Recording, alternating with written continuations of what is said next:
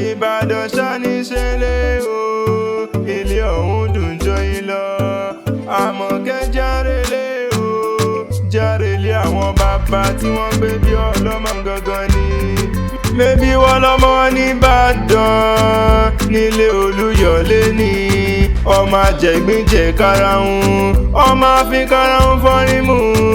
Ìbàdàn mọ́jà o, tí ń kógun kára wájú. Ogun ó jájárí kókó wọn nílé Olúyọ̀lé rí. Mébí olórí ogun ni bàbá tó bí yín lọ́mọ ń ṣe.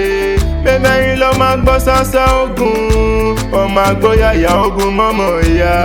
Ọmọ àdúró kárakára lójú ogun. Ìbàdàn ìlú Ògúnmọ́lá, olódògbò kẹ̀rìrì lójú ogun.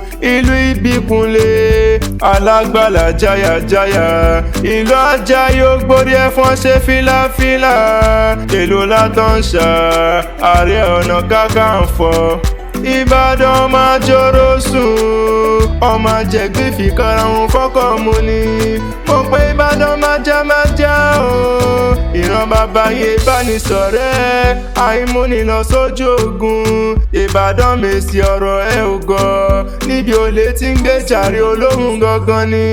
Ẹlẹ́ẹ̀lẹ́ lómi ti tẹ́rù tọ́mọ́ ń mu. Ìbàdàn tó gbonílé tó gbàlejò. Mo gbà ṣèjèrè lómi àbúwẹ̀. Èèyàn yín wáyé kó mọ́ láhùn kankan lára. Ìjà gbòòrò làrùn Ìbàdàn. Ibẹ̀ ṣá ní ṣẹlẹ̀ àwọn bàbá tí wọ́n gbé bí ọlọ́mọ gangan ni.